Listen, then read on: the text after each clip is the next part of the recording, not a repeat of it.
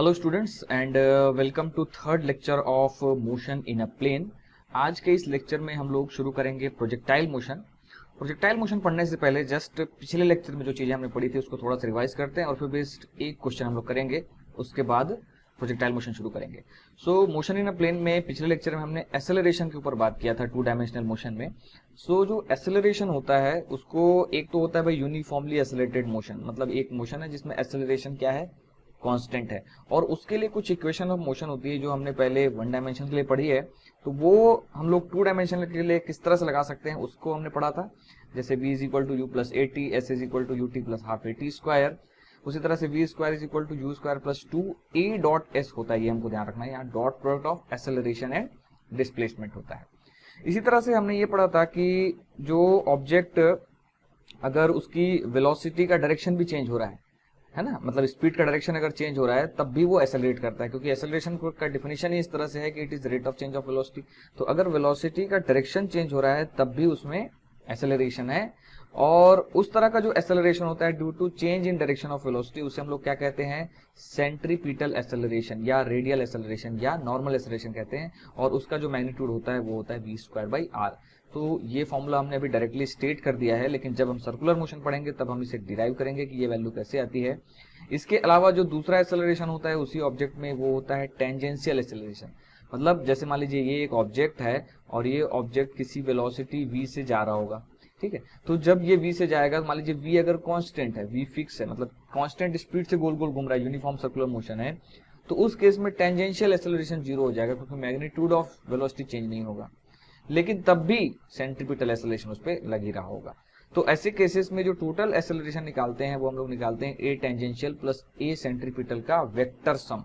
जैसे इस particular case में अगर आप देखेंगे तो वो वेक्टर कैसे बनेगा, इस तरह से आपको क्या करना पड़ेगा, ये रेक्टेंगल इस तरह से कंप्लीट करना पड़ेगा, और यहाँ से ये वाला जो आएगा, this acceleration will be net acceleration of this particle at this particular moment. तो ये जो सेंट्रीपिटल एक्सेलरेशन होता है ये किसी सर्कल पे ही, सर्कल के मोशन के लिए फिक्स्ड नहीं है। ऐसा कोई दूसरा मोशन भी हो सकता है जिसमें जो एक छोटे से पार्ट में अगर हम लोग देखें किसी पार्टिकल के पाथ में, जैसे मान लीजिए कोई पार्टिकल इस तरह से मूव कर रहा है, तो एक पर्टिकुलर मोमेंट में, जैसे इस पर्टिकुलर मोमेंट में पार्टिकल एक बड़े सर्कल के छोटे से आर्क में मूव करता हुआ हो सकता है। तो इस पर्टिकुलर पोजीशन पर एक रेडियस ऑफ कर्वेचर निकालने का फॉर्मूला भी हमने पढ़ा था पिछले लेक्चर में, ठीक है। तो वो भी एक ध्यान रखने वाली बात है, लेकिन रेडियस ऑफ कर्वेचर या पाथ लेंथ मेनली जो है जेई मेंस और जेई एडवांस वाले बच्चों के लिए है। जो नीट वाले बायो वाले बच्चे हैं उनके लिए उसकी ज्यादा जरूरत नहीं है। सो आइए आगे बढ़ते हैं और सबसे पहले इस पे बेस्ड एक क्वेश्चन हम लोग सॉल्व करते हैं जो आपका ना एनसीईआरटी से ही उठाया हुआ है। So this is the question में हमें दिया है कि पार्टिकल स्टार्ट्स फ्रॉम ओरिजिन से वो स्टार्ट कर रहा है t is equal to 0 second, और उसकी जो इनिशियल वेलोसिटी है वो है 10 मीटर पर सेकंड, और ये है किस डायरेक्शन में, जे डायरेक्शन, मतलब वाई डायरेक्शन में, और ये XY प्लेन में मूव कर रहा है with constant acceleration of 8i plus 2j metre per second square. अब हमें बताना है कि at what time x coordinate of the particle will become 16 metre, what is the y coordinate of the particle at that moment, and what is the speed of particle at that time। उस particular moment में speed of the particle भी बताना है। so देखिए, चूंकि ये कैसा motion है, कांस्टेंट एक्सेलरेशन वाला मोशन है, तो ये वाली इक्वेशन हम लोग लगा सकते हैं, और इसमें टाइम और पोजीशन की बात हो रही है, दैट मीन्स हमको दूसरा इक्वेशन लगाना पड़ेगा। सो सॉल्यूशन में हम लोग इस तरह से लिख सकते हैं, देखिए सॉल्यूशन में हम ये वाला इक्वेशन लगाने वाले हैं, सेकंड वाला इक्वेशन। सो ये इक्वेशन होता है s is equal to u t plus half a t square. So ये जो s होता है डिस्प्लेसमेंट का मतलब क्या होता है, r final position minus r initial, इस तरह से होगा, r final minus r initial, ये होगा displacement, and that should be equal to u t. तो मैं वैल्यूज डालना शुरू करता हूँ। देखिए u कितना है आपका 10j, तो इसको मैं डायरेक्टली लिख देता हूँ 10j, तो ये हो जाएगा 10j plus half a t square, a भी आपको गिवन है, ए की वैल्यू एज इट इज डाल देते हैं, it is 8i plus 2j, तो ये हो गया क्या, हाफ ए हो गया, and that into T square. अब यहाँ पर देखिए आर फाइनल और आर इनिशियल हमको करेक्टली डालना है। सो पार्टिकल आपको दिया है स्टार्ट्स फ्रॉम ओरिजिन, मतलब आर इनिशियल क्या हो गया, 0 हो गया, ठीक है। और आर फाइनल, तो किसी भी मोमेंट में पार्टिकल का कुछ कोऑर्डिनेट होगा, लेट अस से एक्स कॉमा वाई, तो उसके हिसाब से उसकी फाइनल पोजीशन बनेगी x i cap plus y j cap, and that should be equal to, देखिए इसको लिखेंगे, ये आएगा 10 TJ प्लस, इसको 2 से काट देंगे तो ये हो जाएगा, देखिए ये 4 बार जाएगा तो दिस विल बी 4, और टी स्क्वायर को भी मल्टीप्लाई कर देता हूँ आई कैप प्लस ये 2 एक बार ये कट जाएगा इसके साथ, ये हो जाएगा टी स्क्वायर जे। अगेन इसको थोड़ा सा एक बार और सिंप्लीफाई करेंगे तो ये x i cap plus y j cap will be equal to, i वाले को एक साथ लिख लेता हूँ, तो यहाँ पर है सिंपली आई में क्या है 4 टी स्क्वायर आई कैप प्लस जे के साथ हमारे पास 2 टर्म्स हैं, ये पहला टर्म है 10 टी प्लस टी स्क्वायर जे कैप। सो अगर ये दोनों वेक्टर्स आपको दिखाई दे रहे हैं, ये भी एक वेक्टर है, ये भी एक वेक्टर है, दोनों अगर सेम है, इसका मतलब दोनों के आई कंपोनेंट सेम होने चाहिए, मतलब इसका आई है ये और इसका आई है ये वाला, तो दोनों सेम होने चाहिए, और वाई कंपोनेंट भी सेम होने चाहिए। तो हम बेसिकली क्या करने वाले हैं यहाँ पर, ये जो आई कंपोनेंट है उसको आई वाले के साथ, और जो जे कंपोनेंट है उसको जे वाले के साथ इक्वेट कर देंगे। तो देखिए x बराबर क्या आ जाएगा, यहाँ से x बराबर आ जाएगा 4 टी स्क्वायर, इसी तरह से y बराबर कितना आ जाएगा, y बराबर आएगा 10 टी प्लस टी स्क्वायर आ जाएगा, ठीक है। अब हमको पूछा है at what time is the x coordinate of the particle 16 metre, तो यहाँ पर जस्ट क्या करना है, x कोऑर्डिनेट को 16 पुट कर देंगे, सो this will become 4 T square, और यहाँ से t की वैल्यू आप निकालेंगे, टी स्क्वायर आएगा सिंपली 4, सो t आ जाएगा 2 second. So this will be the answer for first part, मतलब किस मोमेंट पर x कोऑर्डिनेट 16 मीटर है, तो वो है 2 सेकेंड पर। दूसरा, एट दिस पर्टिकुलर मोमेंट, इसी मोमेंट पर y कोऑर्डिनेट क्या होगा, तो इसी 2 सेकंड को हम लोग क्या करेंगे, इसी 2 सेकंड को हम क्या करेंगे, यहाँ और यहाँ प्लग कर देंगे तो हमको y मिल जाएगा। सो y कितना होगा, y will be 10 into 2 plus 2 square, so this will be 20 plus 4, so this will become 24, so y coordinate आ जाएगा 24 metres, so this will be y coordinate, ये सेकंड आंसर आ गया। इसी तरह से देखिए हमको और पूछा है what will be speed of the particle at that time, so speed के लिए क्या निकालना पड़ेगा हमें, देखिए स्पीड के लिए फिर हमको वेलोसिटी निकालना पड़ेगा और फिर उसका मैग्नीट्यूड निकालेंगे तो स्पीड आएगा। सो वेलोसिटी के लिए सबसे पहले मैं इसको थोड़ा सा छोटा कर देता हूं। सो बी पार्ट में स्पीड निकालने के लिए ये पहला इक्वेशन हमें यूज करना पड़ेगा, सो दैट वेलोसिटी निकालेंगे और फिर उसका मैग्नीट्यूड निकाल लेंगे। सो वेलोसिटी होता है, velocity is given as u plus a t, so u दिया हुआ है हमको, है ना, u दिया हुआ है 10j, सो ये दिया है 10j प्लस a कितना दिया हुआ है, a दिया हुआ है हमें 8i plus 2j, so a given है 8i plus 2j and that into t, तो t हमने निकाल लिया 2 second, so that into t करेंगे 2, सो वेलोसिटी आ जाने वाला है यहाँ पर, देखिए वेलोसिटी आ जाएगा 10j प्लस 16i, इसको 2 से मल्टीप्लाई कर देंगे, प्लस 4j। सो वेलोसिटी का मैं कंपोनेंट अलग अलग करके लिख लेता हूं, देखिए i में क्या है, simply 16i and plus j जो होगा इसका क्या हो जाएगा 10j प्लस 4j, तो ये हो जाएगा 14j। सो वेलोसिटी मतलब स्पीड पूछा है तो मैग्नीट्यूड ऑफ वेलोसिटी पूछ रहा है उस मोमेंट में, so that will be equal to square root of 16 square plus 14 square. So ये वैल्यू अगर हम लोग कैलकुलेट करेंगे तो this will come out to be 21, लगभग 21 मीटर पर सेकंड के करीब ये आएगा। सो 2 डायमेंशनल मोशन में इस तरह के क्वेश्चन आपसे जरूर पूछे जा सकते हैं, जिसमें आपको equation of motion, so called equation of motion for uniformly accelerated motion use करना पड़ सकता है, और इस तरह की इंफॉर्मेशन आपको निकालने के लिए दिया जा सकता है, ठीक है। सो अब आगे बढ़ते हैं और अब हम लोग शुरू करते हैं प्रोजेक्टाइल मोशन। सो प्रोजेक्टाइल मोशन शुरू करने से पहले हमें यह समझना पड़ेगा कि प्रोजेक्टाइल क्या होता है और फिर उसके मोशन को हमें स्टडी करना है। सो प्रोजेक्टाइल को इस तरह से डिफाइन किया गया है कि कोई भी object, anything which is thrown in space, जिसको हम लोग ऐसे थ्रो कर दें and then it follows it follows a constant acceleration, मतलब उस ऑब्जेक्ट का एक्सेलरेशन कांस्टेंट होना चाहिए।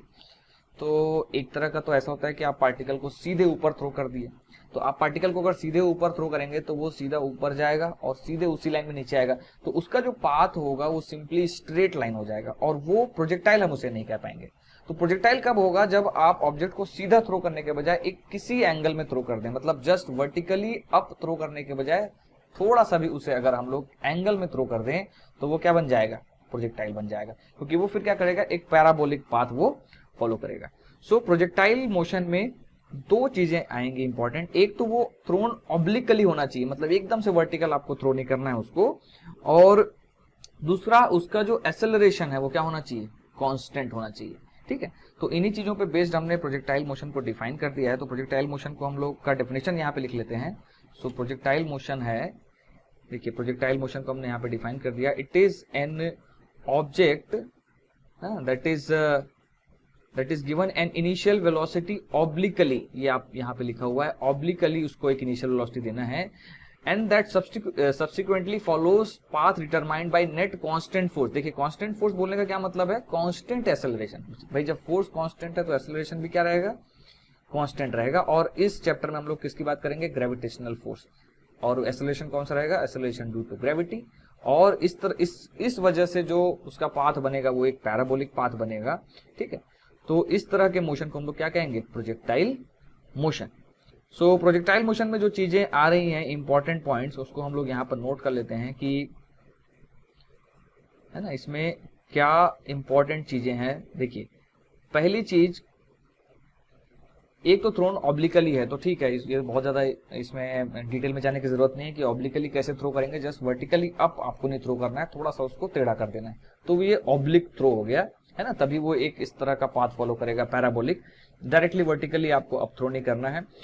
दूसरा चीज जो है नेट कांस्टेंट फोर्स, यहां पर ये इंपॉर्टेंट हो जाता है कि नेट कांस्टेंट फोर्स ये कैसे आएगा। सो नेट कांस्टेंट फोर्स का मतलब है कि आपका जो जी है या एक्सेलरेशन ड्यू टू ग्रेविटी जो हम लोग अभी पढ़ेंगे, ये कैसा होना चाहिए, ये कांस्टेंट होना चाहिए, क्योंकि ये क्या करता है, ये वेरी भी करता है। ये वेरी कैसे करेगा, जैसे अगर आप हाइट में बहुत ऊपर चले जाएंगे, हाइट में अगर आप ऊपर चले जाएंगे तो जी क्या होता है, धीरे धीरे कम होता जाता है। इसका मतलब हम ऐसा मोशन स्टडी करेंगे, मतलब नियर टू अर्थ सरफेस, हमारा जो मोशन रहेगा near to surface of earth रहेगा, near to surface of earth रहेगा, ये रहेगा near to surface of earth रहेगा। और सरफेस अर्थ के सरफेस में रहते रहते आपको बहुत दूर भी नहीं जाना है। आप अगर बहुत दूर चले जाएंगे सरफेस ऑफ अर्थ में, तो भी जो ग्रेविटेशनल फोर्स है वो एकदम जैसे उनके डायरेक्शन भी थोड़ा सा चेंज हो जाएगा, क्योंकि ग्रेविटेशनल फोर्स हमेशा कैसा है, directed towards the centre of earth है, तो आप अर्थ में भी बहुत दूर नहीं जा सकते। तो बेसिकली हमको ये मान के चलना है कि फ्लैट है हमारे लिए अर्थ, और हर जगह जो एक्सेलरेशन ड्यू टू ग्रेविटी है वो सीधे डाउनवर्ड लग रहा है, और उसका मैग्नीट्यूड भी कैसा है, कांस्टेंट। तो ये चीज हमको ध्यान रखना है प्रोजेक्टाइल मोशन पढ़ते समय। और दूसरी चीज देखिए, फोर्स कांस्टेंट होना चाहिए, तो हम क्या करेंगे, एयर ड्रैग को नेग्लेक्ट करेंगे, मतलब एयर ड्रैग इज नेग्लिजिबल। तो इन बातों को ध्यान रखते हुए हम प्रोजेक्टाइल मोशन को स्टडी करेंगे। सो अगर कोई ऑब्जेक्ट थ्रोन इन एयर है ऑब्लिकली, तो वो किस तरह का पाथ फॉलो करेगा, वो लगभग कुछ इस तरह का होने वाला है। देखिए मतलब हुआ क्या कि एक पार्टिकल है जो यहाँ से, है ना, यहाँ से ओरिजिन हमने बना दिया, ओरिजिन यहाँ से उसको थ्रो किया गया, ये जो है एक्स एक्सिस ये हो गया ग्राउंड, और ये जब हमने थ्रो किया तो ये u वेलोसिटी से इस तरह से ऊपर जाएगा। ठीक है, ऊपर जाके क्या करेगा, ऊपर जाएगा, एक मैक्सिमम हाइट तक पहुंचेगा, और उसके बाद वापस ही क्या करेगा, नीचे आएगा। तो ये जो पाथ बनता है ये पैराबोला बनता है, इसका भी हम लोग इक्वेशन लिखेंगे। और ये किसी एंगल पे थ्रो किया गया है, आपको दिखाई दे रहा है, मतलब it is thrown at some angle theta, ये वाला थीटा एक्स्ट्रा हो गया, it is thrown at some angle theta with the horizontal, और उसके रिस्पेक्ट में हम लोग इसके फॉर्मूले डिराइव करने वाले हैं कि कितना मैक्सिमम हाइट होगा, क्या रेंज होगी, और अलग अलग पैरामीटर इस प्रोजेक्टाइल के। सो अगर इसको मैं थोड़ा सा ऑब्जर्व करूं तो देखिए ये जब प्रोजेक्टाइल ऊपर जाएगा, तो जब ये प्रोजेक्टाइल ऊपर जाएगा, इस तरह से ऊपर जाते जाते ऊपर जाएगा, तो ऊपर जाएगा तो वर्टिकल डायरेक्शन में इसकी वेलोसिटी कम होती जाएगी। देखिए क्योंकि जो एक्सेलरेशन ड्यू टू ग्रेविटी है वो किधर लग रहा है, एक्सेलरेशन ड्यू टू ग्रेविटी लग रहा है नीचे की तरफ, है ना, वो लग रहा है नीचे की तरफ। सो दिस इज एक्सेलरेशन, है ना, विच इज माइनस जी, तो ये नीचे की तरफ लग रहा है। तो इस प्रोजेक्टाइल का जो वर्टिकल डायरेक्शन का जो वेलोसिटी है वो धीरे धीरे घटेगा, लेकिन इसका जो हॉरिजॉन्टल वेलोसिटी है वो सेम रहेगा, क्योंकि हॉरिजॉन्टल डायरेक्शन में कोई भी एक्सेलरेशन नहीं है। तो इसलिए क्या करते हैं, इस चीज को स्टडी करने के लिए हम क्या करते हैं, इस u को सबसे पहले दो कंपोनेंट्स में डिवाइड करके देखते हैं। देखिए u को हम लोग दो कंपोनेंट में डिवाइड कर सकते हैं, एक हो जाएगा वर्टिकल कंपोनेंट ऊपर की तरफ और एक हो जाएगा इसका हॉरिजॉन्टल कंपोनेंट इस डायरेक्शन में। सो देखिए ये रेक्टेंगल अगर आप कंप्लीट करें तो ये u था, तो हॉरिजॉन्टल वेलोसिटी इसकी हो जाएगी इनिशियल वाली, that will B u cos theta, और वर्टिकल वेलोसिटी हो जाएगी इसकी u sin थीटा। ठीक है, तो वर्टिकल वेलोसिटी हो गई u sin थीटा, वर्टिकल को हमने y से रखा है, हॉरिजॉन्टल को u से रखा है, नीचे वाले डायरेक्शन को हमने नेगेटिव और ऊपर वाले डायरेक्शन को पॉजिटिव ले रखा है। ये चीजें हमारे लिए इंपॉर्टेंट है। सो प्रोजेक्टाइल का जो मोशन है ये टू डायमेंशनल मोशन है, मतलब ऑब्जेक्ट क्या कर रहा है, हॉरिजॉन्टल डायरेक्शन में भी आगे जा रहा है, इसके अलावा वर्टिकल डायरेक्शन में भी पहले ऊपर जा रहा है फिर नीचे जा रहा है। तो इस चीज को हम लोग क्या कर सकते हैं, दो भागों में बांट के पढ़ सकते हैं। देखिए इसको बांटने से पहले मैं थोड़ा सा आपको विजुअलाइज कराता हूँ कि ये किस तरह से होने वाला है। आप इमेजिन कीजिए कि इस डायरेक्शन से कोई लाइट आ रही है, इस तरफ से इस डायरेक्शन से कोई लाइट आ रही होगी इसके ऊपर, मान लीजिए लाइट आ रही है, और मान लीजिए यहाँ पर हम कोई स्क्रीन रख देते हैं, है ना, मान लीजिए यहाँ पर हमने कोई स्क्रीन रख दिया। तो स्क्रीन रखने से होगा क्या, स्क्रीन रखने से होगा, देखिए ये शुरू में यहाँ पे रहेगा और जब ये ऊपर जाएगा तो इसका शेडो यहाँ पे पड़ेगा। तो आप देखेंगे जब ये पार्टिकल ऊपर जाकर यहाँ पे नीचे आएगा तो इस स्क्रीन में जो इसका शेडो होगा यहाँ कहीं पे जो इनिशियली होगा वो क्या करेगा, अपना मैक्सिमम हाइट तक जाएगा और उसके बाद वो नीचे आएगा। इसी तरह से अगर हम ऊपर से एक कुछ लाइट इमेजिन करें कि भाई ऊपर से इस तरह की लाइट मान लो नीचे आ रही है और उसी तरह से नीचे कोई स्क्रीन लगा दें, इस तरह से नीचे कोई स्क्रीन लगा दें, तो हम देखेंगे कि जो ये पार्टिकल है इसका शेडो, देखिए इसका शेडो क्या करेगा, इस तरह से इस डायरेक्शन में मूव करता रहेगा। अब ये देखिए चूंकि वर्टिकल डायरेक्शन में एक्सेलरेशन है नीचे की तरफ, इसलिए देखिए ये शेडो पहले ज्यादा स्पीड से जाएगा, धीरे धीरे शेडो की स्पीड कम होगी, एक जगह ये शेडो रुक जाएगा, उसके बाद ये नीचे आएगा, नीचे फिर इस शेडो की स्पीड बढ़ेगी जैसे जैसे पार्टिकल की स्पीड बढ़ेगी। लेकिन हॉरिजॉन्टल डायरेक्शन में अगर आप देखें तो कोई एक्सेलरेशन नहीं होने के कारण ये कांस्टेंट वेलोसिटी से इधर मूव करेगा और इसकी शैडो भी ये कांस्टेंट वेलोसिटी से ही इस डायरेक्शन में मूव करेगी। सो बेसिकली इस प्रोसेस में हमने क्या किया, इस टू डायमेंशनल मोशन को दो अलग अलग वन डायमेंशनल मोशन में हमने ब्रेक कर दिया। एक मोशन हो रहा है वर्टिकल डायरेक्शन में, एक हो रहा है हॉरिजॉन्टल डायरेक्शन में। सो वर्टिकल डायरेक्शन में क्या है, इनिशियल वेलोसिटी है u sin theta, vertical direction में एक्सेलरेशन है कितना, माइनस जी, जबकि हॉरिजॉन्टल डायरेक्शन में जो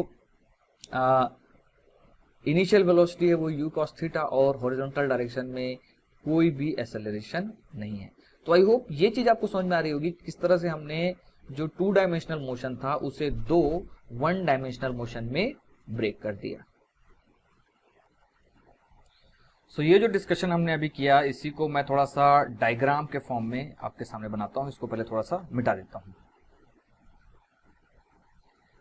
सो इस डायग्राम में हमने इस प्रोजेक्टाइल मोशन को दो मोशन में ब्रेक कर दिया। एक हॉरिजॉन्टल मोशन जिसमें उसकी इनिशियल वेलोसिटी है u cos थीटा और एक्सेलरेशन उसमें 0 है, तो ax 0 है, ठीक है। इसे ही हम लोग चाहें तो क्या लिख सकते हैं, this can be written as vx, है ना, vx बराबर u cos थीटा। और चूंकि ax 0 है, कोई भी एक्सेलरेशन नहीं है हॉरिजॉन्टल डायरेक्शन में, इसलिए ये वेलोसिटी कांस्टेंट रहने वाली है। जबकि आपकी जो ये था uy initial velocity in y direction जो कि कितना था u sin थीटा, धीरे धीरे ये वेलोसिटी कम होगी, 0 होगी और उसके बाद वापस ऑपोजिट डायरेक्शन में ये बढ़ेगी। तो ये हो गया वर्टिकल मोशन, ये हॉरिजॉन्टल मोशन, और इस तरह से इसको हमने इन दो भागों में बांट दिया। अब इसमें कुछ कैरेक्टरिस्टिक्स देखते हैं। इस मोशन में कुछ कुछ चीजें जो हमसे पूछी जाती हैं। सबसे पहला देखिए, ये अगर यहाँ पर टाइम है 0, मान लीजिए यहाँ पे मैं लिखता हूँ t बराबर 0, यहाँ से अगर मोशन स्टार्ट हुआ t बराबर 0, सो यहाँ पे मोशन खत्म होगा, तो यहाँ पे जो मोशन खत्म होगा उस टाइम को लिखा जाता है कैपिटल T और ये कहलाता है टाइम ऑफ फ्लाइट। इसे हम लोग कहते हैं टाइम ऑफ फ्लाइट। अब इसी में अगर देखें, देखिए इस वाले पॉइंट पर देखें, टॉप मोस्ट पॉइंट पर, सो ये इस वर्टिकल लाइन, इस टॉप मोस्ट पॉइंट से अगर हम लोग वर्टिकल लाइन ड्रॉ करें तो सिचुएशन बिल्कुल सिमेट्रिकल आपको दिखाई देगी। लेफ्ट साइड में जैसा सिचुएशन है, राइट साइड में बिल्कुल वैसा ही सिचुएशन है। और उस सिमेट्री के हिसाब से देखिए, यहां से टॉप मोस्ट पॉइंट तक जाने में जो समय लगेगा, टॉप मोस्ट पॉइंट से यहां तक आने में भी वही समय लगेगा। इस हिसाब से ये वाला जो पॉइंट होगा, यहाँ पे t बराबर होगा, कैपिटल T/2, है ना। अगर ये t टाइम ऑफ फ्लाइट है तो यहाँ पर आधा टाइम लग रहा होगा। ये जो पॉइंट है, यहाँ पर जो हाइट होगा, यहाँ पे जो हाइट होगा ये मैक्सिमम हाइट होगा, है ना। इसे कहा जाता है maximum height. So this height, इस हाइट को बोलेंगे मैक्सिमम हाइट, और इसे रिप्रेजेंट करते हैं कैपिटल H से। इसके अलावा देखिए, यहाँ से जब प्रोजेक्टाइल गया तो कितनी दूरी तक गया, तो ये हॉरिजॉन्टल दूरी में इतनी दूरी गया वो, तो इसे कहा जाता है हॉरिजॉन्टल रेंज। तो ये जो दूरी हम लोग निकालेंगे जहां से उसको प्रोजेक्ट किया गया और जिस पॉइंट पे ये फॉल हुआ, सो this is called horizontal range. So height और टाइम ऑफ फ्लाइट निकालने के लिए हम लोग वर्टिकल मोशन का यूज करेंगे। वर्टिकल मोशन का यूज करेंगे किसके लिए? हाइट और टाइम ऑफ फ्लाइट निकालने के लिए। जबकि हॉरिजॉन्टल रेंज निकालने के लिए हम लोग हॉरिजॉन्टल मोशन का यूज करेंगे और साथ ही साथ टाइम का यूज करेंगे। तो सबसे पहले मैं कैलकुलेट करता हूं time of flight. Time of flight कितना होने वाला है? सो टाइम ऑफ फ्लाइट, इसे लिखा जाता है कैपिटल T। सो इसके लिए हम लोग वर्टिकल मोशन यूज करेंगे। सो वर्टिकल मोशन में देखिए, यहां पर है वेलोसिटी, मतलब इनिशियल पॉइंट पे है वेलोसिटी कितना, u(y) = u sin थीटा, और टॉप मोस्ट पॉइंट पर जो वर्टिकल वेलोसिटी है जिसे मैं लिखता हूं vy, ये कितना हो चुका रहेगा? यहाँ पर हो चुका रहेगा 0, और यहाँ पर चूंकि टाइम बराबर 0 था और यहाँ पे टाइम कितना हो चुका रहेगा? T/2, जैसा हमने यहाँ पर डिस्कस किया। सो टाइम ऑफ फ्लाइट जो वर्टिकल मोशन में हमने मोशन अंडर ग्रेविटी में टाइम ऑफ फ्लाइट पहले भी पढ़ रखा है। Time of flight, sorry, time of ascend और टाइम ऑफ डिसेंड, यहाँ से जो ऊपर जाने में टाइम लगेगा वो हो जाएगा टाइम ऑफ असेंड, जो कि अगेन कितना रहेगा? T/2। ऊपर से नीचे आने में जो टाइम लगेगा उसे भी हम लोग उसे बोलते हैं टाइम ऑफ डिसेंड, जो अगेन कितना होता है? Capital T/2। और यहाँ पे टाइम है 0, जब पार्टिकल यहाँ वापस आएगा तो यहाँ पे टाइम हो रहेगा capital T, which is time of flight. So हमने मोशन अंडर ग्रेविटी में भी ये जो टाइम ऑफ असेंड या टाइम ऑफ डिसेंड को पढ़ा है। सो मोशन अंडर ग्रेविटी में अगर हमने पढ़ा था तो अगर आपको ध्यान होगा, टाइम ऑफ असेंड या time of descend it is equal to होता है u/g, जहाँ पे u क्या होता है? वो वेलोसिटी होती है जिससे ऑब्जेक्ट को ऊपर फेंका गया है। सो यहाँ पे u के बजाय क्या आ जाएगा? जस्ट u sin थीटा, और चाहे तो इसे हम लोग डिराइव भी कर सकते हैं। तो टाइम ऑफ असेंट आ जाएगा u sin θ/g, और टोटल टाइम हो जाएगा 2u sin θ/g, और चाहे तो इसे हम लोग डिराइव कर सकते हैं using the equation v = u + at।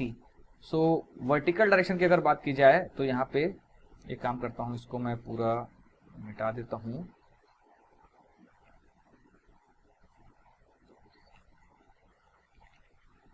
सो देखिए, y डायरेक्शन का final velocity will be given by y direction का initial velocity plus ay into t. So हम लोग सारा कुछ y डायरेक्शन में लिखेंगे।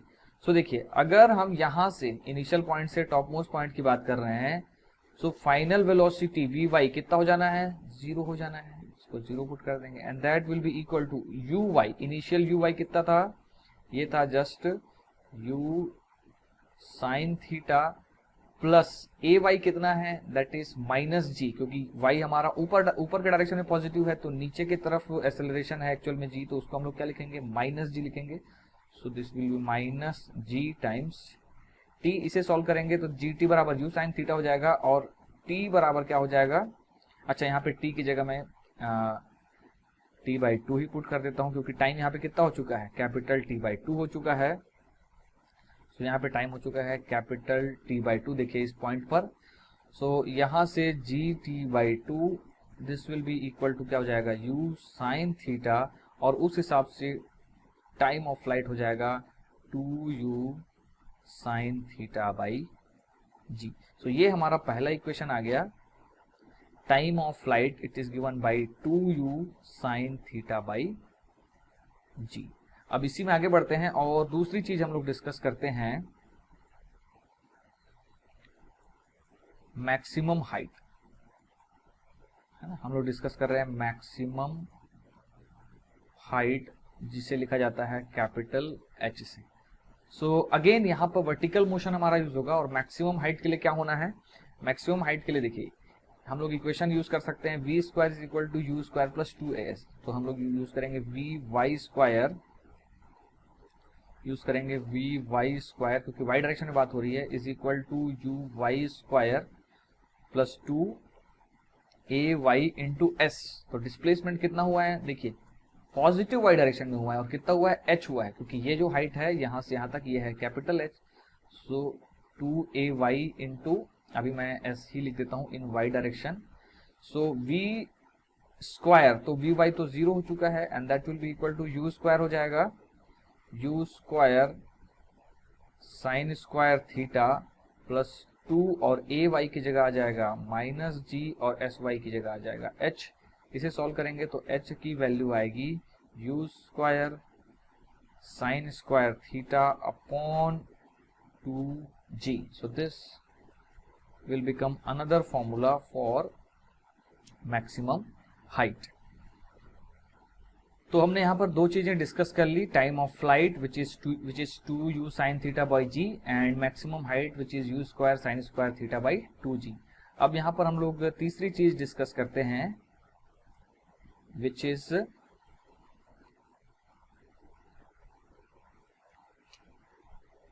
is horizontal range। तो अब हम लोग डिस्कस करने वाले हैं horizontal range, जिसे लिखा जाता है r से। सो देखिए टाइम तो है 2u साइन थीटा बाई जी, मतलब इतना टाइम अवेलेबल है इस ऑब्जेक्ट को मूव करने के लिए। कितना time, 2u sine theta by g. और वो किस वेलोसिटी से मूव कर रहा है, तो वो मूव कर रहा है इस वेलोसिटी से विच इज u cos थीटा, और ये कांस्टेंट है। इसका मतलब जो टोटल डिस्टेंस वो ट्रेवल करेगा हॉरिजॉन्टल डायरेक्शन में, that will be simply speed into velocity. कोई एक्सेलरेशन नहीं है यहाँ पर, तो ये हो जाएगा u cos थीटा इनटू जो टाइम अवेलेबल है which is 2u sine theta upon g. So इसको अगर हम लोग फॉर्मूला लगाएं, देखिए 2 साइन थीटा कॉस थीटा को साइन 2 थीटा लिखा जा सकता है, और ये हो जाएगा u square sine 2 theta and that divided by g. So ये आ गया हमारा फॉर्मूला फॉर हॉरिजॉन्टल रेंज। इसी में अगर हम लोग देखें कि रेंज मैक्सिमम कब होगा, when will be range maximum, तो रेंज मैक्सिमम कब होगा। सो आप देख सकते हैं रेंज मैक्सिमम होने में u फिक्स है ना, हम निकालना चाहते हैं r मैक्सिमम। तो r मैक्सिमम के लिए देखिए u आपका फिक्स है, तो साइन 2 थीटा की मैक्सिमम वैल्यू कितनी होती है, तो साइन 2 थीटा की मैक्सिमम वैल्यू होगी कितनी, 1, और 1 अगर पुट कर देंगे तो r मैक्सिमम कितना आ जाएगा, u स्क्वायर बाई जी। तो ये हो जाएगा r मैक्सिमम का वैल्यू, और ये कब होगा, जब साइन 2 थीटा क्या होगा, 1 होगा। तो ठीक है, r मैक्सिमम को तो मैं यहाँ पे लिख देता हूँ कि मैक्सिमम जो रेंज होगा that will be equal to u square by g, लेकिन ये होगा कब, है ना। सो ये हमारा हो गया r maximum which is u square by g, लेकिन ये होगा कब, जब हमारा साइन 2 थीटा, ये कब होगा, जब हमारा साइन 2 थीटा क्या होगा, 1 होगा। साइन 2 थीटा 1 कब होगा, जब आपका 2 थीटा क्या होगा, पाई बाई 2 या 90 डिग्री होगा। इसका मतलब थीटा कितना होगा, थीटा होगा पाई बाई 4 और 45 डिग्री। तो ये हो गई हॉरिजॉन्टल रेंज की बात। इसके अलावा अगर देखें, देखिए इसी में एक चीज और देखते हैं, देखिए इसी में अगर हम थीटा को रिप्लेस कर दें किससे, 90 माइनस थीटा या पाई बाई 2 माइनस थीटा से, मतलब मैं क्या करने जा रहा हूं, थीटा को रिप्लेस कर दे रहा हूं किससे, पाई बाई 2 माइनस थीटा से। अगर इस फॉर्मूले मतलब इस थीटा से, थीटा के बजाय पाई बाई 2 माइनस थीटा लिखें, कहने का मतलब जैसे मान लीजिए 30 डिग्री के बजाय आप क्या कीजिए, 90 माइनस 30 डाल के देखिए, तो 90 माइनस 30 60 डाल के देखिए, इस तरह का। तो अगर आप थीटा को रिप्लेस कर दें पाई बाई 2 माइनस थीटा से, सो देखिए साइन 2 थीटा जो था, देखिए साइन 2 थीटा था, उसकी जगह आपको क्या लिखना पड़ेगा भाई, बाकी चीजें तो फिक्स है ना, यू स्क्वायर और जी। तो साइन 2 थीटा की जगह आपको लिखना पड़ेगा साइन 2 इंटू थीटा की जगह आ जाएगा कितना, थीटा की जगह आ जाएगा pi by 2 minus theta. So देखिए ये क्या बन जाएगा, this will become sine, sine ये बन जाएगा 2 इसमें अंदर चला जाएगा तो ये हो जाएगा pi minus 2 theta, this will become pi minus 2 theta. और आपको ध्यान होना चाहिए कि sine of pi minus 2 theta, तो ये सेकंड क्वाड्रेंट की बात हो रही है और पाई के साथ ये एंगल लगा हुआ है, मतलब क्या होगा, एक तो ये साइन का साइन ही रहेगा और दूसरा उसका जो प्लस माइनस, उसका जो पॉजिटिव नेगेटिव वो भी चेंज नहीं होगा। तो ये सिंपली क्या हो जाएगा, साइन 2 थीटा हो जाएगा। मतलब साइन 2 थीटा में थीटा की जगह आप पाई बाई 2 माइनस थीटा भी डालेंगे तो अगेन आपको वापस साइन 2 थीटा मिलेगा। इसका मतलब जो पहले जो रेंज था थीटा के लिए और पाई बाई 2 माइनस थीटा के लिए रेंज क्या मिलेगा, हमको सेम मिलेगा। इसका मतलब रेंज किसके लिए, रेंज इसको मैं यहाँ पे वर्ड्स में लिख देता हूं। सो यहाँ पर हमें क्या मिलेगा, हम बोल सकते हैं कि रेंज या horizontal range will be same for complementary angles, for क्या हो जाएगा, complementary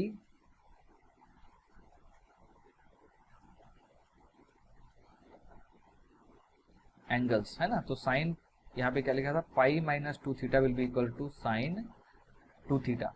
तो अगर हमारे पास कॉम्प्लीमेंट्री एंगल्स हैं, फॉर एग्जांपल अगर 30 डिग्री के लिए कोई रेंज है तो वही 90 माइनस 30 बराबर 60 डिग्री के लिए भी वही रेंज मिलेगा। अगर आप 20 डिग्री में प्रोजेक्टाइल फेंकते हैं तो 90 माइनस 20 बराबर 70 डिग्री के लिए भी वही रेंज मिलेगा। इसे हम लोग यहाँ पर विजुअलाइज भी कर सकते हैं कि यहाँ पे हो क्या रहा होगा। मान लीजिए आपने एक प्रोजेक्टाइल इस तरह से फेंका, मान लीजिए 20 डिग्री पे आपने फेंका तो इस तरह का कुछ मोशन हुआ होगा। तो ये हो गया उसका हॉरिजॉन्टल रेंज, ये रेंज हो गई इसकी, है ना। ये डिस्टेंस क्या कहलाएगा उसका, ये डिस्टेंस उसका रेंज कहलाएगा। तो अगर आपने यहाँ पे 20 डिग्री में फेंका तो जो रेंज मिला, तो आप देखेंगे कि कितना 70, 90 माइनस 20 मतलब 70 में भी अगर फेंकेंगे, 70 से अगर आप फेंकेंगे तो भी आपको सेम रेंज मिलेगा। मतलब अगर आपने इसको 70 डिग्री में फेंका तब भी आपको सेम रेंज मिलेगा, है ना। ये कब होगा, जब आपका u क्या होना चाहिए, है ना, u क्या होना चाहिए, सेम होना चाहिए। मतलब सेम स्पीड से आपने फेंका लेकिन एंगल बदल बदल के फेंका। उसी तरह से ये जो हमने निकाला था मैक्सिमम रेंज, ये भी कब है आपका, जब 45, मतलब एक फिक्स u के लिए अगर आप सेम स्पीड से फेंक रहे हैं लेकिन एंगल बदल बदल के फेंक रहे हैं तो आप पाएंगे कि जब आप 45 डिग्री से फेंकेंगे प्रोजेक्टाइल को तो वो मैक्सिमम दूरी पर जाकर गिरेगा। सो आई होप कि यहाँ पर आपको प्रोजेक्टाइल मोशन के बारे में बेसिक चीजें समझ में आ गई होंगी कि किस तरह से जो प्रोजेक्टाइल का मोशन है उसे हम लोग दो भागों में तोड़ के पढ़ सकते हैं, हॉरिजॉन्टल मोशन अलग और वर्टिकल मोशन अलग। और इन दोनों मोशन के लिए कुछ इंपॉर्टेंट चीजें जो हैं वो ये है कि हॉरिजॉन्टल मोशन में कोई एक्सेलरेशन नहीं है, वर्टिकल मोशन में जो एक्सेलरेशन है वो जी के बराबर है जो नीचे की तरफ है, ठीक है। उसमें चीजें सिमेट्रिक है about this point, this vertical line passing through top most point, है ना। उसके दोनों तरफ चीजें सिमेट्रिक हैं, इधर जितना टाइम लगेगा राइट साइड में भी उतना ही टाइम लगेगा। इसमें जो टाइम ऑफ फ्लाइट वगैरह के जो कॉन्सेप्ट है, maximum height, horizontal range maximum कब होगा, दो कॉम्प्लीमेंट्री एंगल के लिए सेम हॉरिजॉन्टल रेंज होंगे। तो आई थिंक ये चीजें आपको समझ में आ गई होंगी। अभी जस्ट अगला हम लोग डिस्कस करने वाले हैं कि जब ये प्रोजेक्टाइल इस तरह से थ्रो हुआ है तो ये एक पाथ ट्रेवल कर रहा है y और x में, तो इस पाथ की इक्वेशन क्या आएगी वो जस्ट मैं अगले स्लाइड में भी डिस्कस करता हूं। सो ये है हमारा प्रोजेक्टाइल और ये जो पाथ है ये पाथ होता है पैराबोला का पाथ, उसका इक्वेशन हम लोग यहाँ पर डिराइव करने वाले हैं। सो इक्वेशन का मतलब होता है, इक्वेशन ऑफ पाथ का मतलब होता है just relation between x and y, मतलब किस x के लिए क्या y है या किस y के लिए क्या x है, ये रिलेशन आपको मिलना चाहिए, उसमें टाइम वगैरह नहीं होना चाहिए। सो बेसिकली हमको टाइम को एलिमिनेट करना है दो इक्वेशन से, दो इक्वेशन आएगी जस्ट x और y डायरेक्शन के मोशन से। सो अगर मैं x डायरेक्शन का मोशन लिखूं, x डायरेक्शन का मोशन लिखूं तो मैं पाऊंगा कि भाई लेट अस से किसी भी पर्टिकुलर मोमेंट में इसका कोऑर्डिनेट है लेट अस से x, y। इसका मतलब क्या है कि ये हॉरिजॉन्टल डायरेक्शन में x मूव किया है, वर्टिकल डायरेक्शन में y मूव किया है। सो हॉरिजॉन्टल डायरेक्शन में जो x मूव किया है that x will be given bye constant velocity से मूव कर रहा है u cos theta into late us से यहाँ पे टाइम हो चुका है t। लेट अस से यहाँ से टाइम स्टार्ट हो रहा है t बराबर 0 और यहाँ पे टाइम हो चुका है t। सो u cos theta into T, इससे हमको मिलेगा क्या, x coordinate of the particle. Similarly अगर y कोऑर्डिनेट की बात की जाए सो देखिए इसमें इक्वेशन लगेगा s is equal to u t plus half a t square वाला। सो s है displacement in y direction, object गया है ऊपर की तरफ गया है, मतलब डिस्प्लेसमेंट पॉजिटिव है और वो कितना है y, क्योंकि इनिशियल हमने 0 ले रखा है, ओरिजिन से पार्टिकल को थ्रो किया है, and that will be equal to u t. तो y डायरेक्शन में वेलोसिटी क्या है initial, u sine theta. So ये हो जाएगा u sine theta t plus half, और acceleration in y direction a y आएगा यहाँ पे, and that is minus g into t square. So y को लिखा जा सकता है u sine theta t minus g t square by 2। बस इन दोनों इक्वेशन से हमको क्या करना है, t को एलिमिनेट करना है और हमारा x और y में रिलेशन आ जाएगा। सो पहले इक्वेशन से t का वैल्यू निकाल लेते हैं। t is nothing but x upon u cos theta, x upon u cos theta, और ये जो वैल्यू आई है t की, इसे हम क्या करेंगे, इस वाले इक्वेशन में प्लग कर देते हैं। सो y बराबर आ जाएगा, अच्छा यहाँ पे एक t मैं भूल गया हूँ, u साइन थीटा, यहाँ पे t आएगा एंड माइनस होगा यहाँ पे, so this t minus, so this will B u sine theta into t की जगह आएगा x upon u cos theta minus g by 2 को अलग लिख लेता हूँ, और t square, so t square is x square by u square cos square theta. यहाँ पर देखिए कौन कौन सी चीजें कैंसिल हो रही हैं, यहाँ पे एक ये u कैंसिल होगा, बस इसके अलावा और कोई चीज कैंसिल नहीं होने वाला। सो y बराबर this will become sine theta by cos theta, that is tan theta into x minus ये हो जाएगा g x square upon 2u square, this will be g x square upon 2u square cos square theta. So ये बन जाएगा हमारा equation of trajectory, और ये क्या होता है, ये होता है इक्वेशन ऑफ पैराबोला। तो ये हमको ध्यान रखना है, this is equation of parabola. So I hope आपको क्लियर हुआ होगा कि किस तरह से x और y में रिलेशन निकालना है। हमें बेसिकली क्या करना है, x और y डायरेक्शन में इक्वेशंस ऑफ मोशन लिखना है for uniformly accelerated motion y वाले में, और इधर तो कोई एक्सेलरेशन वैसे भी नहीं है, और दोनों में से t को आप एलिमिनेट कर देंगे तो इक्वेशन ऑफ पाथ या इक्वेशन ऑफ ट्रेजेक्ट्री आ जाएगा। यहाँ पे आपको अगर x मालूम है तो आप y निकाल सकते हैं, y मालूम है तो आप x निकाल सकते हैं। सो आई होप आपको इक्वेशन ऑफ ट्रेजेक्ट्री यहाँ से क्लियर हो गया होगा। अब चूंकि हमने height, range, time of flight, equation of trajectory discuss कर लिया है, अभी हम लोग डिस्कस करते हैं about velocity at different points of projectile. So let us से ये प्रोजेक्टाइल t बराबर 0 से यहाँ से थ्रो किया गया है ओरिजिन से, और किसी भी गिवन मोमेंट पर तो इसकी कुछ वेलोसिटी होगी। तो वेलोसिटी को हम लोग इस तरह से समझ सकते हैं कि इसकी जो हॉरिजॉन्टल वेलोसिटी है वो कांस्टेंट है ना, वो तो चेंज हो नहीं रही। तो हॉरिजॉन्टल वेलोसिटी को मैं वैसे का वैसा बना देता हूँ, लेट अस से this is horizontal velocity which is u cos theta, और इसकी है ना, तो इसको लिखा जाएगा क्या, दिस विल बी ux है ना, sorry this will B ux और vx, ux बोलिए या vx बोलिए सेम बात है, क्योंकि एक्सेलरेशन तो है नहीं। वर्टिकल डायरेक्शन में ये जो वेलोसिटी आएगी इसे मैंने लिख दिया vy, ठीक है। इसमें ये जो u साइन थीटा था इसे आप बोल पाएंगे uy, ये initial velocity in y direction था which was u sine theta, और वर्टिकल डायरेक्शन में ये जो वेलोसिटी है जो y, ये समय के साथ चेंज हो जाएगी जबकि ये फिक्स रहेगी। सो इन दोनों को मिलाकर इन दोनों को अगर मिला दिया जाए इस तरह से अगर हम ये पैरेललोग्राम कंप्लीट करें तो यहाँ पर हमें नेट वेलोसिटी मिलेगा इसका, है ना। So this will B this will B net velocity at this moment, ये इसका नेट वेलोसिटी होगा, and this will be directed along the tangent, मतलब उस पर्टिकुलर पॉइंट पे ये अलोंग द टेंजेंट होगा. सो this will B net velocity which will be given bye v.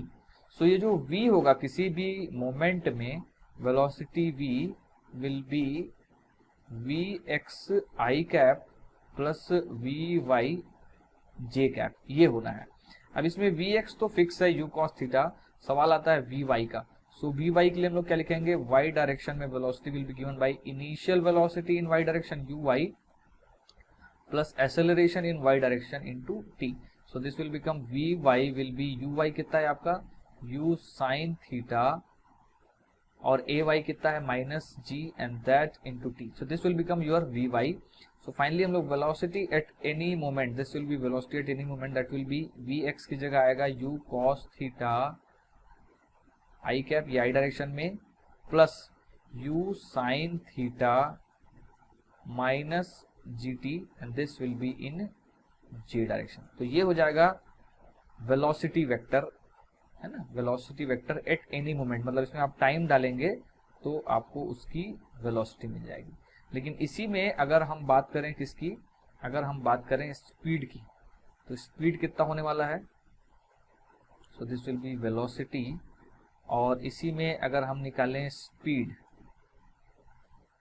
So speed is nothing but magnitude of velocity, क्योंकि ये सारा कुछ instantaneous है, और हमें मालूम है इंस्टेंटेनियस वेलोसिटी और इंस्टेंटेनियस स्पीड का मैग्नीट्यूड क्या होता है, सेम होता है. सो इंस्टेंटेनियस स्पीड अगर निकालेंगे, so that will be given by square root of i component का square, so this will become u square cos square theta plus j वाले का square, so that will become u sin theta minus gt का square कर देंगे, और इस पूरे का अंडर रूट ले लेंगे. So this will become under root of u square cos square theta plus इस वाले को ओपन कर देते हैं, ये बन जाएगा u square sine square theta plus g square t square minus, है ना, माइनस हो जाएगा 2u साइन थीटा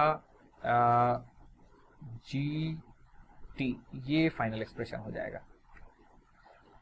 सो स्पीड आएगा finally square root of u square cos square theta plus u square sine square theta, u square common लेंगे, cos square plus sine square 1 हो जाएगा. So this will simply become u square, और इसमें हो जाएगा plus g square t square minus 2u sine theta, 2u sin theta gt. So this will become final expression for speed. तो इस तरह से आप स्पीड निकाल सकते हैं. हालांकि ये फॉर्मूला याद रखने की जरूरत नहीं है, जब जरूरत पड़ेगा तो आप उसके मुताबिक तुरंत वहां पर इसको डिराइव कर सकते हैं. इसके बाद अगर एंगल, मान लीजिए ये जो वेलोसिटी है, लेट अस से ये कुछ एंगल बना रही होगी, मान लीजिए ये कुछ एंगल बना रही है अल्फा, ये कुछ एंगल बना रही है अल्फा. देखिए हॉरिजॉन्टल के साथ यहाँ पे थीटा एंगल बन रहा है, यहाँ पे अल्फा, टॉप मोस्ट पॉइंट पे ये अल्फा कितना हो जाएगा, 0 हो जाएगा, वेलोसिटी बिल्कुल हॉरिजॉन्टल हो जाएगी. सो यहाँ से अगर अल्फा निकालना है तो tan अल्फा क्या लिख पाएंगे हम लोग, tan alpha is nothing but v y by u y. V y कितना है यहाँ पे, u sine theta minus g t and that divided by u cos theta. तो इस फॉर्मूले से हम लोग tan अल्फा निकाल सकते हैं. एक लास्ट पॉइंट जिसे हम लोग नोट में लिख सकते हैं, देखिए जो हॉरिजॉन्टल कंपोनेंट ऑफ वेलोसिटी है क्या है, हमेशा फिक्स है, वो कितनी है u cos थीटा. तो हॉरिजॉन्टल कंपोनेंट ऑफ वेलोसिटी क्या है, u cos theta, and that will be equal to, let us से आपको मैग्नीट्यूड मालूम है वेलोसिटी का, या स्पीड आपको मालूम है किसी भी टाइम, तो वहां से उसका हॉरिजॉन्टल कंपोनेंट ऑफ वेलोसिटी निकालेंगे तो वो कितना निकल के आएगा, v cos अल्फा. सो ये प्रॉपर्टी आपको ध्यान रखना चाहिए, इस पे बेस्ड क्वेश्चन कहीं कहीं आपको मिल जाएंगे. तो ये कहां से आ रहा है, दिस इज कमिंग फ्रॉम, ये आपको ध्यान रखना है, this comes from the property that horizontal component of velocity is constant. तो ये प्रॉपर्टी अगर आपको याद है कि horizontal component of velocity constant है, तो हॉरिजॉन्टल कंपोनेंट आप चाहे इनिशियल मोमेंट पे लीजिए u cos थीटा, या किसी भी मोमेंट पे लीजिए, मान लीजिए वेलोसिटी है v, एंगल है अल्फा, तो उसका जो हॉरिजॉन्टल कंपोनेंट आएगा v cos अल्फा, लेकिन ये हमेशा क्या रहेगा, सेम। मान लीजिए किसी और मोमेंट में यहाँ पे v1 हो जाता है और अल्फा की जगह कुछ बीटा हो जाता है, तो v1 cos बीटा भी क्या रहेगा, इसके बराबर ही रहेगा। तो ये प्रॉपर्टी आपको ध्यान में रखनी चाहिए, सो दैट इस पे बेस्ड क्वेश्चन आप सॉल्व कर सकें। सो आइए अब आगे बढ़ते हैं और इन्हीं कॉन्सेप्ट पे बेस्ड 2-3 क्वेश्चन सॉल्व करते हैं।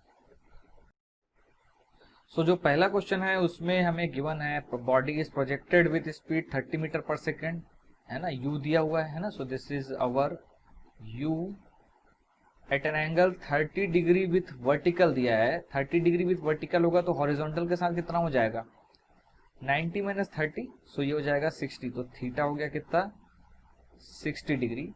फाइंड द मैक्सिमम हाइट, मतलब h, time of flight capital T and horizontal range capital R for the motion, g को आपको 10 ले लेना है। सो अगर हम लोग बात करें मैक्सिमम हाइट की, सो h is given by u square sine square theta by 2g। बस इसमें यही ध्यान रखना है कि ये एंगल विथ वर्टिकल आपको दिया था, तो एंगल विथ हॉरिजॉन्टल ये रहता है फॉर्मूले में, है ना, यही थोड़ा सा इसमें घुमाया क्वेश्चन में। सो u स्क्वायर, तो u है आपका 30, सो 30 square into sine square of कितना लेना है आपको, 60 लेना है, and that divided by 2g, मतलब 2 इंटू 10। तो इसको सॉल्व करेंगे तो ये वैल्यू आएगी इसके लिए 30 square, so that is 900 into sine 60, sine 60 होता है √3/2, सो ये हो जाएगा 3/4, एंड दैट इंटू नीचे ऑलरेडी कितना था आपके पास, 20 था।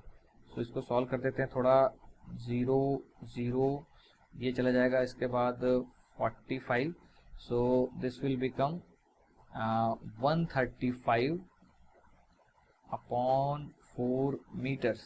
सो this will become first answer, ये हमारा पहला आंसर आ गया। This will be the maximum height the projectile will achieve.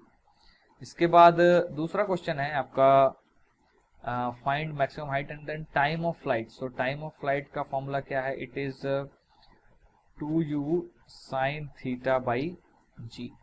So 2u sine theta by g, so 2 into u दिया हुआ है आपको 30 into sine theta is √3/2, and that whole thing divided by g which is 10। So 10 से इसको काट देते हैं और इसको 2 से काट देते हैं, सो ये आंसर आएगा simply 3√3 second. So this will become our second answer. अब चलते हैं हमारे थर्ड आंसर में। थर्ड में हमको पूछा है जस्ट हॉरिजॉन्टल रेंज। सो हॉरिजॉन्टल रेंज का फॉर्मूला होता है u square sine 2 theta by g। तो इसमें भी वैल्यूज डालनी है, जस्ट u स्क्वायर मतलब 30 का square which is 900 two sine 2 theta. Sine 2 theta को आप चाहें तो 2 साइन थीटा कॉस थीटा लिख सकते हैं, या साइन 2 थीटा करेंगे तो 60 प्लस 60 हो जाएगा 120। सो ये हो जाएगा साइन 120 को लिखा जा सकता है 90 plus 30, and that entire thing divided by 10। तो ये 10 इसके साथ कट जाएगा। This will B 90 into sine of 90 plus 30, तो साइन 90 प्लस 30 क्या हो जाएगा, कॉस, है ना, और वहां पे साइन पॉजिटिव होता है, सेकंड क्वाड्रेंट की बात हो रही है। सो दिस इज कॉस 30, 90 इंटू cos 30 is √3/2, so this will become ये 45 हो जाएगा। So this will be 45√3 metres.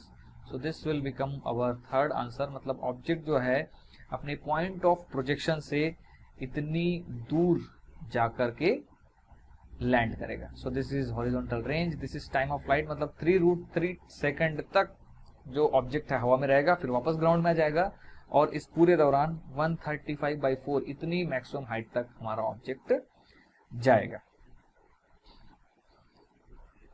इस क्वेश्चन में हमें दिया हुआ है, देखिए इस क्वेश्चन में हमें दिया है u वेक्टर फॉर्म में दिया है 5i प्लस 10j। सो आपको ये समझना है कि ये 5i ये है क्या, हॉरिजॉन्टल डायरेक्शन का इनिशियल वेलोसिटी, और ये है वर्टिकल डायरेक्शन का इनिशियल वेलोसिटी।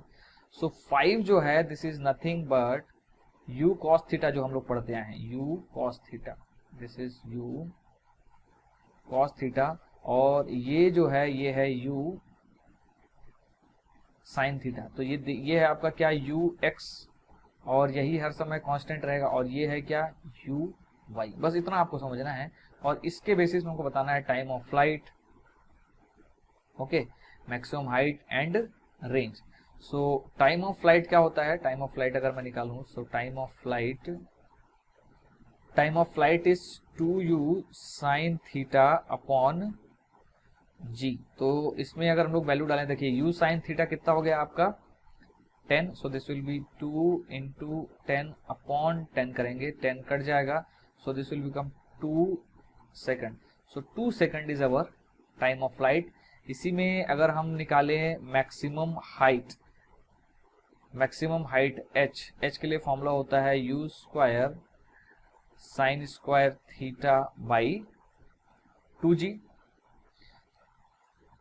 सो इसमें u sin थीटा का पूरा स्क्वायर करना पड़ेगा। u sin थीटा हमको ऑलरेडी गिवन है, इट इज 10, सो 10 का square and that divided by 2g, so 2 into 10 करेंगे, सो एक 10 यहाँ से कट जाएगा, और 10 बाई 2 ये हो जाएगा 5 meter. So 5 meter is the maximum height. और अगर हम लोग सी पार्ट में चले जहाँ पे हमको निकालना है रेंज, सो रेंज के लिए चाहें तो हम लोग फॉर्मूले में जा सकते हैं, लेकिन यहाँ पे हम लोग ऑलरेडी टाइम ऑफ फ्लाइट निकाल चुके हैं 2 सेकंड, हॉरिजॉन्टल स्पीड हमको मालूम है 5, तो डायरेक्टली हम लोग निकाल सकते हैं 5 into 2 and that will be equal to 10 metre. So 10 metre हो जाएगा range, 5 metres will be maximum height and 2 second will be time of flight. इस क्वेश्चन में हमें गिवन है प्रोजेक्टाइल की initial speed which is 100 metre per second, angle with horizontal is 60 degree, ये है theta. हमें फाइंड करना है वो टाइम जब इंक्लिनेशन विथ हॉरिजॉन्टल 45 डिग्री हो जाए, तो ये है वो अल्फा। हमने पहले भी डिस्कस किया इस लेक्चर में कि एक पर्टिकुलर मोमेंट में जो वेलोसिटी जो एंगल बना रही होगी हॉरिजॉन्टल के साथ, लेटस से वो अल्फा है, तो उसे कैसे कैलकुलेट करते हैं। तो उसके लिए tan अल्फा जो निकल के आता है, tan alpha that is given by vy by vx, इससे निकल के आता है। और हमें मालूम है कि भाई vy तो ठीक है, vy को कैसे कैलकुलेट करते हैं, vy is given by uy plus ayt, इससे आएगा, and that divided by vx जो होता है वो सिंपली ux होता है, जो कि कांस्टेंट होता है।